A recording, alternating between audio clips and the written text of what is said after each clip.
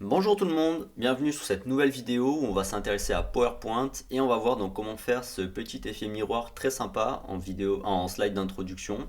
Donc le principe de la forme est la suivante: si je la déplace dans ma diapositive, vous voyez que ça va refaire automatiquement l'arrière-plan, et de la même manière si je change le format de la forme, même peu importe comment je la positionne, à chaque fois le fond se remet automatiquement en ce petit effet miroir là comme ça, qui est très sympa. Donc pour faire ça, je vous propose de repartir sur une nouvelle diapositive. Donc ici, je vais faire une nouvelle diapositive. Je vais effacer les éléments qui me sont proposés par défaut et je vais commencer par insérer une image. Donc moi, j'aime bien travailler avec Pexel, que je vous avais déjà présenté sur une vidéo précédente. Donc ici, vous avez ma recherche Pexel, donc je me suis basé sur du café pour changer un peu. Et j'ai récupéré donc cette image. Donc après, libre à vous de récupérer ce qui vous intéresse. Donc si je reviens sur ma diapositive et que je colle, donc là je l'ai déjà téléchargé au préalable. Donc la première étape va être de redimensionner l'image pour qu'elle prenne toute la taille de la diapositive. Donc ici, je vais la redimensionner. Je vais repositionner la personne à peu près comme ceci. Alors là, je vois que sa tête elle est un peu coupée, bon c'est pas très grave. Et je vais rogner l'image de manière à ne garder que ce qui intègre la diapo. Donc vous voyez en arrière-plan, je vois à peu près, et hop, il y a un trait rouge qui apparaît, donc là je suis bien. Ici, pareil, je vais devoir le repositionner comme ça. Alors je pense, où est-ce qu'il est mon... Ah ouais, c'était pas la peine de faire ça en fait. Donc là je vais le remettre comme c'était, excusez-moi. Voilà, donc il y avait juste en haut, j'avais besoin que de couper le haut. Donc une fois que mon image fait la taille de ma diapositive, je vais la copier-coller pour vous montrer la transformation. Donc je vais la dupliquer, hein, copier-coller, CTRL-C, CTRL-V. Et sur la copie, donc admettons celle-ci, ce que je vais faire, c'est créer ce qu'on appelle un effet artistique. Donc pour cela, je vais faire un clic droit dessus et je vais aller dans format de l'image pour afficher le panneau qui est ici, format de l'image. Et donc dans le format de l'image, on a ce qu'on appelle l'effet artistique en bas. Et donc dans les effets artistiques, vous avez normalement un truc qui est ici, flou. Alors si jamais vous avez des versions différentes de PowerPoint que la mienne, vous pouvez aussi y accéder différemment. C'est-à-dire que si vous cliquez sur l'image, par le menu qui est en haut, format de l'image, normalement les effets artistiques sont ici. Donc ça revient au même, hein, vous pouvez passer directement par là, c'est même plus rapide pour être tout à fait honnête. Et vous allez prendre le flou qui est ici. Donc du coup moi je vais le sélectionner ici, flou. Alors ça l'a flouté, c'est très subtil, mais ça l'a flouté. Je ne sais pas si vous voyez le pull par rapport à l'arrière-plan. Alors vous pouvez accentuer le flou si vous voulez pour que ce soit vraiment plus marquant. Si je le mets à 25 par exemple. Voilà, c'est vraiment pas mal. Je vais même le pousser encore plus. Tiens, allez, on va aller jusque là. 43. Voilà. Donc là j'ai un bon flou. Nickel. Donc une fois que le flou est prêt, donc vous avez fait votre image floutée, vous allez la couper donc en faisant CTRL X. Et sur la diapositive, donc il faudra ouvrir le menu mise en forme de l'arrière-plan. Donc si jamais il n'est pas ouvert, pareil, vous faites un clic droit dans la diapo et mise en forme de l'arrière-plan. Donc ça va ouvrir ce menu.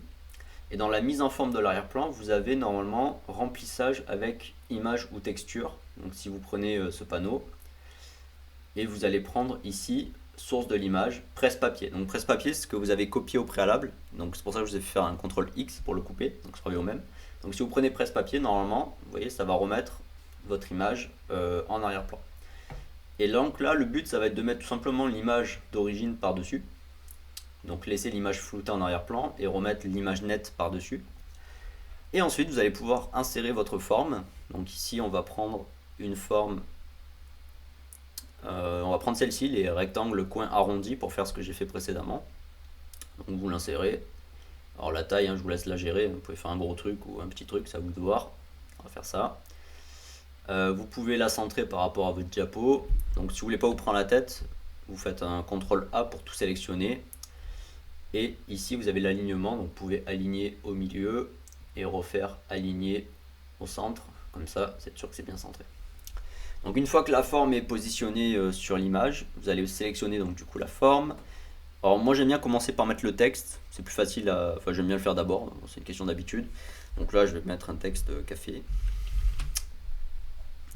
Et je vais utiliser une police que j'ai téléchargée sur une vidéo précédente. Donc je vous mettrai le lien dans la description si vous voulez récupérer la même police, sinon vous en prenez une qui vous propose ici, qui vous intéresse. Donc moi celle que j'aime bien c'est Deadly Advance, qui est ici, et je vais la mettre en taille très grande, de manière à ce que ça prenne quasiment toute la place du carré. Voilà, super. Ensuite, mon texte, juste tant que j'y suis, je vais faire la mise en forme dessus. Donc dans le format de la forme, je vais aller dans effet sur le texte. Donc attention à ne pas confondre avec l'effet de la forme qui est ici. Donc il y a deux effets, il y a la forme et le texte. Donc là je suis vraiment sur le texte. Et au niveau du texte, je vais simplement faire de l'ombrage. Donc voilà, comme ça, très bien. Maintenant il me reste à faire donc la forme en question. Donc je reclique dessus pour la sélectionner. Donc pareil, hein, moi j'aime bien utiliser le panneau format de la forme. Donc vous avez compris l'idée, hein, faites un clic droit dessus et vous avez normalement le format de la forme qui est en bas pour l'ouvrir. Donc une fois que vous êtes dans le format de la forme et que vous avez sélectionné votre forme bien évidemment, vous allez dans éclat. Et éclat, moi je vais prendre une couleur. Alors soit vous faites un truc basique, c'est-à-dire vous prenez du blanc et vous le mettez sur une taille assez grande, admettons 80, et après vous augmentez la transparence pour pas que ce soit trop violent, voilà, du style comme ça. Ou alors vous pouvez prendre aussi une couleur de l'image et faire le même principe. Donc soit vous mettez un blanc pour faire du comme ça, soit la couleur de l'image. Une des couleurs de l'image, donc je vous montre avec une couleur de l'image. Ici je vais venir prendre la pipette et je vais prendre une couleur qui est plutôt claire, donc admettons par ici là un vert. Voilà. Donc là c'est particulièrement moche parce que ma forme est encore de couleur bleue. C'est pour ça que j'aime bien faire le blanc, c'est assez universel. Donc on va continuer, on va voir si c'est encore moche à la fin. Donc je reprends ma forme et maintenant il nous reste à faire la partie arrière-plan. Donc une fois que je l'ai sélectionné, on va aller dans le menu ici, le petit truc pour remplir. Et on va utiliser ici, remplissage de l'arrière-plan de la diapositive. Donc en fait, ça va récupérer l'arrière-plan de la diapositive. Et ensuite, là, vous voyez, j'ai mon contour qui est encore bleu. Donc c'est pas très joli. Et bon, là, pour le coup, mon effet vert, personnellement, j'aime pas du tout. Donc je vais revenir sur un éclat blanc. C'est plus neutre, plus universel. Et transparence. Ah, c'est que j'avais pas mis la transparence, d'accord. J'ai compris mon erreur. Alors si je reviens en arrière, juste pour voir. Si je remets de la transparence, est-ce que c'est moins moche? Ouais, c'est quand même moins moche. Ouais, je tolère le vert du coup. Et du coup, oui, pour finir, le trait bleu. Donc le trait bleu, c'est dans le contour. Et je vais réutiliser la couleur que j'ai sélectionnée tout à l'heure pour rester cohérent. Donc si j'avais gardé l'éclat en blanc, bah, vous prenez un contour blanc. Et donc là, si je clique dans le vide, vous voyez que j'ai mon effet qui se met en place. Et donc si je déplace ma forme maintenant, c'est là où ça va devenir intéressant.